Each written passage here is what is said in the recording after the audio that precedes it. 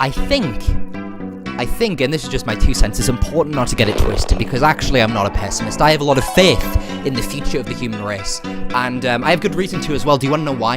It's because for 6 to 8 hours every day, after a long day of school, children all across the Western world will be subjected to the electronic audiovisual equivalent of staring at the sun with your naked eyes. Halo Infinite is a video game, and emotions are high about it. Friends of Halo, my brothers and sisters, I see in your eyes the same fear that would take the heart of me. A day later, when the iconicness of Halo fails, when we forsake the franchise and break all bonds. Some people are really overjoyed at what this game represents. He kind of looks like he does a little bit when new trailers are released, doesn't it? Wait, hang on.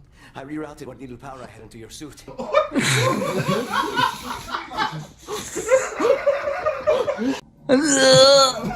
Look the way he talks about shit. What is he doing, man? Chill out, man. I don't want people to think I've got molesting kids in here now, man. Some people not so much, it has to be said. I feel very disillusioned with Halo in some ways. I can't help but feel salty that I haven't been considered for any pre-release Halo stuff, or I've never been approached or asked about stuff, and I don't know why. Myself, I think I am firmly located in the secondary camp. This game has been less than anticipated for me. I can't help but feel like Squidward and feel jealous and feel like I'm missing out and feel like I've been snubbed for an Academy Award or whatever. I would describe myself as also upset. Very upset about this game, although not upset enough to cry about not getting early access. And I've just kind of wanted an explanation of like where I stand with you guys as a company. Do you think I'm a shitty person? Do you think I'm a bad person? Like what are the reasons that I haven't been considered? Because from a numerical standpoint, it's huge. It's really big. I kill it on the views sometimes. And, you know, I deserve to be a little cocky about that, don't I?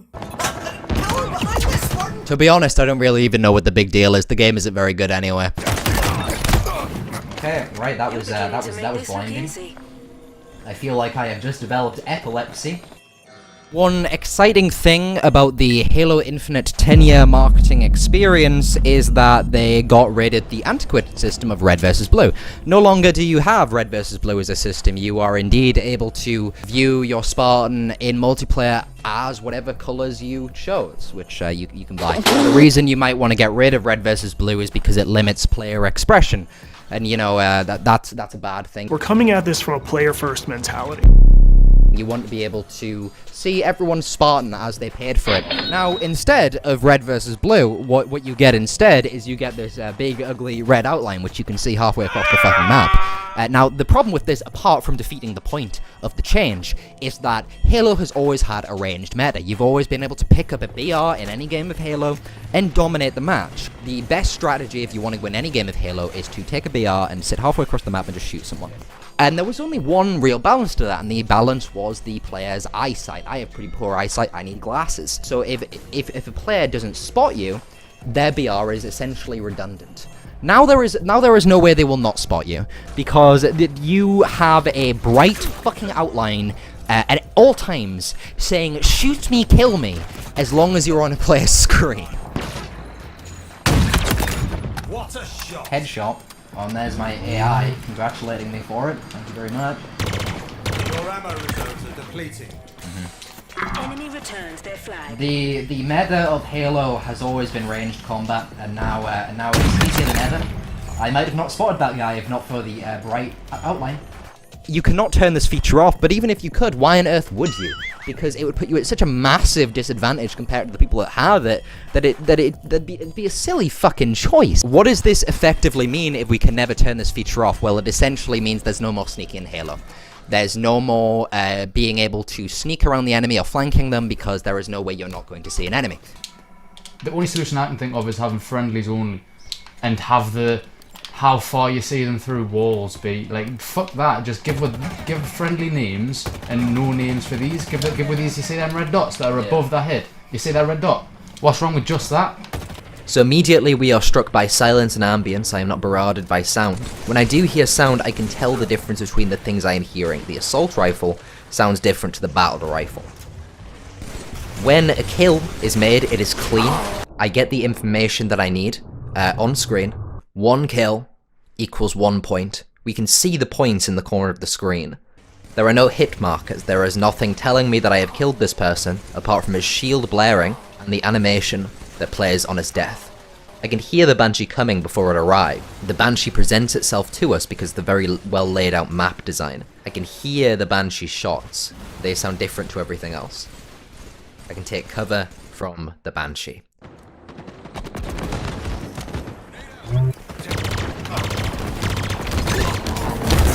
Alright, already there's a lot going on, right? Okay, so I can see my teammates through the walls.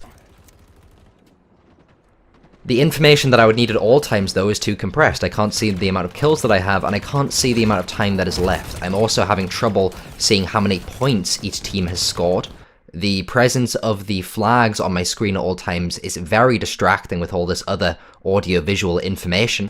The plasma gun does sound like a plasma gun, so that is forgivable, although the assault rifles you can hear sound like every other weapon. I'm not sure if the guy next to me was using an assault rifle or using a battle rifle or what. There's also a big fat red outline on every single vehicle and every single enemy, and I can see them across the map no matter their location.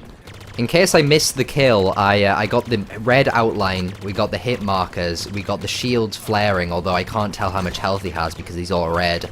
And then, when we got the kill, it was a kill assist. That wasn't a kill in itself. It was a kill assist which pops up on the side of the screen, and we also got 50 of something. I'm not sure what we got 50 of. This 50 doesn't mean anything. The vehicles are too fast for me to catch up with. However, they are also, and you don't see it in this clip, they are also simultaneously extremely weak to damage compared to the Banshee, which took a few shots. As the Pelican dropship comes in, we see an icon to alert us of this big-ass Pelican dropship that is making all this noise anyway, and this icon alerts us to the fact that a Banshee has dropped. All the while, all this other information is still on the screen. I'm still able to tell where all of my other teammates are, and I'm still able to hear the sound of battle constantly. There is no silence. There is only noise. There is only pain. There is only suffering. There's just a fair bit going on here, right? There's just a little bit, maybe a little bit too much going on. Yo, bro. Bro, I think we got some grenades here. I'm gonna zoom in.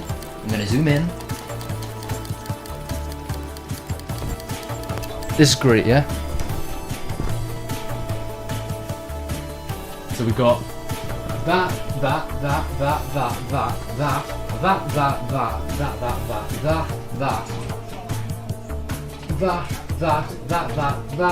and then if you really zoom in on there, which we'll do, I think that's a like the brute sniper rifle. You know, it's a good outline. If that was on its own in any other Halo game, I would be able to tell what that is right away. But because of all of the different elements, it is legitimately confusing. So confusing that this tiny little bit of text which says, I go right up to the screen and it becomes like a tiny blur of pixels. I legitimately can't read it. I know it says skewer, but I legitimately could not read it even if I went close to the screen. within that you've also got that with that side of it. Look at this timer. Look at this skull. That with that more complex thing. See, that's me with lots of little things. Is all of that necessary? Am I being a bitch?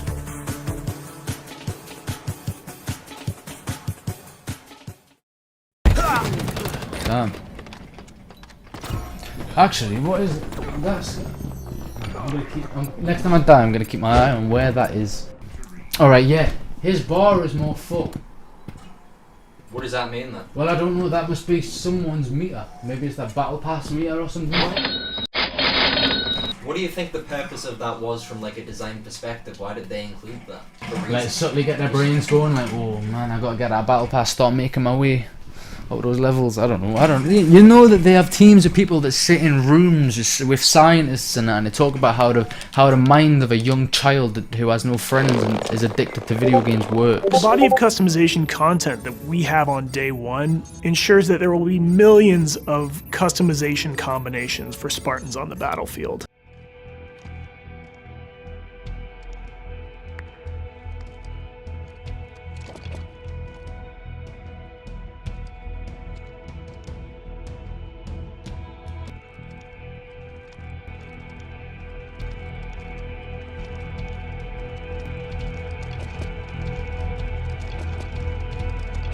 Okay, so this animation here, it plays every time that you start the game, and it's really important, it's of inordinate necessity that you note down the names of the fellow Spartans that you are playing with. I am playing with Space Orc 94. Fuck! I missed it! Ah!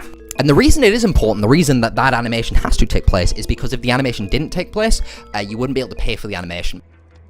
I'm looking forward to this game in 6 months when Forge comes out, to still see everyone wearing this exact same piece of armor. That's going to be really cool and interesting. And every time we introduce them like this. What are you even advertising to me at this point? If you have to do that to advertise something for me, which seemed to be your intention at the beginning, all you're advertising to me at that moment is like my dumb little Spartan preset move, which for me is the default, and for most people is also the default. So, like, I am just seeing the same animation, or a variation of said same animation, I don't know, 5 to 6 times every time I start a match. This is Stockpile on high power, this is Total Control on high power, this is CTF, okay, and this is Total Control and Fragmentation. This is, what, have we only got this? We've got okay. Are those like the 3 BTB maps we're going to have for 6 months until Forge launches? Do you know why all of these are the same stock photo of a Halo 5 infected soldier? A game type which, by the way, doesn't exist in this game yet. It's because the actual images haven't loaded in yet. It's an insane technical feat from a certain perspective, because we have mastered this tech, servers being able to send and load JPEGs in like, we mastered that in 2005. This game has such bad bandwidth issues that it cannot send out JPEGs. That's stuff that takes 5 seconds on Google Images, tops, and loads instantly on every other website that exists. It cannot load this stuff, this game, in less than like 120 seconds. This game is all online. The entire UI, the entire menu is not stored in the game like it was in every other Halo. It is stored on a server, and the reason it is stored on a server is so they can update the shop at will, and that's fine and that's great. I guess that's a fun experience, but it means that everything else suffers for the sake of you buying the Sentinel blades. What's in the Sentinel Blades pack? We have a sword, and then we have 2 stickers. Okay, we have 2 stickers. Oh, no. I'm a liar. Dude, we have fucking... How many stickers? Okay, we got a sword. 1, 2, 3, 4. 4 stickers. And that is going to cost you £15. Coatings offer us a unique opportunity to craft some hyper-polished looks and let you express yourselves in ways you've never been able to before. I don't know if you can call this unique because it was in Halo Combat Evolved in 2001. How is this unique? How is this a new thing? I was able to do this on the original Xbox. I only changed my Spartan to 1 monotone color. Plus, it costs £1,000 fucking pounds to get all the colors, to get all the armor customization pieces. This guy's been in a store! Oh, you didn't see, but next time make sure that you look, because he's been in a store, the 343 Industries Halo Infinite store, where you can buy all of your favourite armors, and all your favourite colours, and colour combinations, like purple. A lot of our stuff is unlocked through playing the game, and only through playing the game. This is just like an outright lie. By my count, going through the menus myself, I could be wrong here, but there's 106 Battle Pass rewards, and only 22 of them are free, so that's less than a quarter. Most of the free stuff, though, are just these challenge swaps, and the reason I have these is because it takes forever to level up in this game. I can't say I know the specifics, but what I can tell you is that I've got 8 hours on this account, and I'm only like level 4. Don't know, I'm just gonna have a look in here. A challenge swap. There's the whole thing going on right now about how the progression system's shit, and how they're saying, oh, we are hearing your feedback and we are working on it. Don't you even pretend you didn't know this was gonna happen, because you got these challenge swaps right here. You know that the challenge system is restrictive, and you know that people will pay to circumvent that if they've got the money. You just want to fucking see how much money you can get from doing that before you have to fix it. It was a social experiment, man. It was Microsoft saying, "For fucking could we?" And they fucking could, and they fucking did. Give it your all. Let's go. Let's go. Give it your all. Focus up. Focus up. I think the repetition of these lines speaks to a bigger problem, which is just unoriginality. If I were to guess, the reason that we have these and other Halos didn't is because new modern games have these dumb voice lines. Spartan! Moving out, Spartan! Spartan, get to that position! Buy that battle pass, Spartan! Spartan, right now! This unoriginality, though, it fucks everything. The sandbox of Halo itself, for the next 10 years, is fucked. Do you know why this game has sprint? It's because other games have sprint. Sprint is in shooters. Like, the addicted kids have the sprint button combination memorized in their heads, and if you don't have sprint, then you won't get these kids who are addicted to these free online games to play your game. It's the same deal with advanced movement. It's why you're able to clamber and slide, and that's fine, but it literally fucks everything else. The vehicle speed has to be increased to, like, zoomy proportions for them to be able to compete with the players, and the maps as well, they have to be enlarged also. And that fucks both the maps and the vehicles for the sake of being the same game as everything else and not like Halo. People like Sprint. They say it's a good compromise that satisfies both sides of this unrolling debate. But that is an oxymoron. It is a contradiction in terms. You cannot have a compromise that satisfies both sides. It also ignores the point that while Sprint offers very little improvement to the base movement speed, it still offers an improvement. There's literally no reason not to sprint everywhere you go in this game. You're too visible now, of course, we've covered that in length, but that and the vehicles going too fast probably also means that a lot of forged maps like this one from Halo 3 just won't work mechanically. Like, you can't have this game mode anymore. The voice of your Spartan 2 and the AI, which I haven't gone into in this video, means that you can't roleplay anything in custom games too. The fire team screen and the voices means that no matter what you do, you'll always be a UNSC, Infinity, Spartan, Super Soldier, or whatever. Get to those positions, Spartan! I cannot escape this game drawing me into its universe. I cannot escape becoming the Master Chief. Have you seen this trailer, by the way?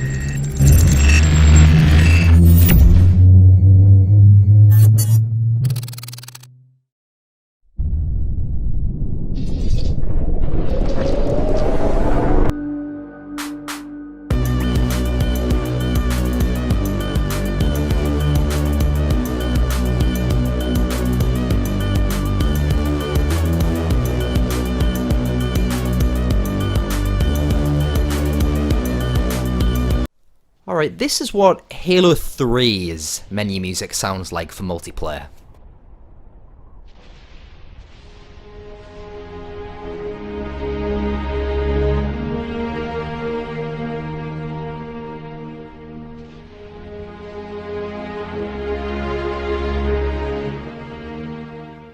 It sounds very nice, I'd say, very pleasant to listen to.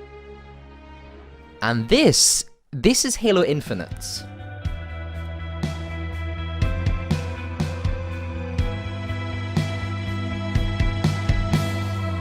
Now that's just Halo. That's just what Halo sounds like. That right there, that grating noise is just it. That's Halo. That's what I listen. This menu is Halo. This is what Halo looks like. This why the fuck does it turn green? This neon Spartan. This is Master Chief. This is how the Master Chief and the Arbiter looked when they were finishing the fight, when they were fighting the Flood. This is what they were listening to in their Sonny Walker's headset. I don't know if you can tell, but there are actually 2 players in this game. This little fucking microscopic 2 symbol is what tells us that there are 2 players in the game. We have Fire Team. We have Fire Team here, and it only shows me.